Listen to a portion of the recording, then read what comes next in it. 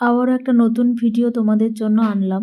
তোমাদের মধ্যে অনেকে আমাকে কোয়েশ্চেন করেছো যে কি প্রশ্ন হতে পারে সেরকম একটা আলোচনা করতে। আমি প্রথমত তোমাদের 4টে প্রশ্ন আলোচনা করেছি, বলে দিয়েছি এই 4টে প্রশ্ন এরকম হতে পারে।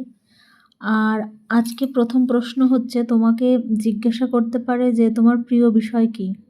যার যে সাবজেক্টে অনার্স অবশ্যই অ্যাট ফার্স্ট সেটাই বলার চেষ্টা করবে। আর অনেকের থাকে যে অনার্স সাবজেক্ট ছাড়াও অন্যান্য প্রিয় বিষয় থাকতে পারে, সেগুলো যদি খুব ভালোভাবে চর্চা তোমাদের থাকে বা সেগুলো থেকে কোনো কোয়েশ্চেন করলে যদি উত্তর দিতে পারো, এরকম কোনো সাবজেক্টই বলো। যেই সাবজেক্টে তোমার দখল আছে সেটাকেই প্রিয় সাবজেক্ট বলার চেষ্টা করো। আর প্রিয় সাবজেক্ট তো সবার নিশ্চয়ই দখল থাকবেই। এই প্রশ্নটা কিন্তু কমন একটা প্রশ্ন, এটা কিন্তু করছেন অনেক বোর্ডে।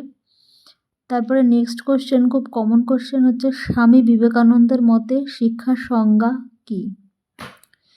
এই প্রশ্নের উত্তরটা আমি তোমাদের বলে দিচ্ছি। স্বামী বিবেকানন্দের মতে শিক্ষার সংজ্ঞা হচ্ছে এই: শিক্ষা হলো শিক্ষার্থীর অন্তর্নিহিত সত্তার পরিপূর্ণ বিকাশ সাধন।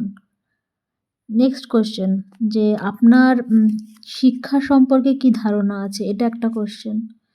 শিক্ষা সম্পর্কে কি ধারণা, এটা যদি খুব শর্টে অ্যান্সার দিতে চাও তাহলে এটা বলতে পারো যে শিক্ষা হচ্ছে শিক্ষার্থীর সর্বাঙ্গীন বিকাশ সাধন হয় যেটাতে, সেটাই হচ্ছে শিক্ষা। আর শিক্ষার অর্থ হতে হবে এরকম, যেখানে শিক্ষার্থীর সর্বাঙ্গীন বিকাশ সাধন করা যাবে, এটাই শিক্ষার মূল লক্ষ্যও বটে।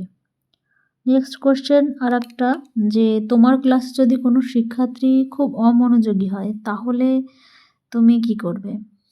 ক্লাসে যদি কোনো শিক্ষার্থী অমনোযোগী হয়, তার প্রথম কারণ হতে পারে এটা যে ক্লাসটা হচ্ছে মনোটোনাস, ওই জন্য ওরা কনসেন্ট্রেশন দিতে পারছে না ক্লাসে।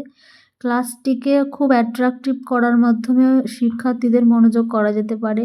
প্লাস শিক্ষিকার বা শিক্ষকের অ্যাক্টিভিটির মাধ্যমে, ক্লাসে কোনো অ্যাক্টিভিটি এবং সামনে থেকে পুরো পেছন পর্যন্ত হাঁটা চলার মাধ্যমে প্রত্যেকটা শিক্ষার্থীর কাছে গিয়ে গিয়ে যাতে তাদেরকে দেখাতে পারেন, বোঝাতে পারেন, এরকমভাবে চলাফেরার মাধ্যমে পুরো ক্লাসটা যাতে মনোটোনাস না হয়, এদিকে লক্ষ্য রাখলে কিন্তু আমরা অমনোযোগী শিক্ষার্থীদেরও মনোযোগ ফিরিয়ে আনতে সক্ষম হব।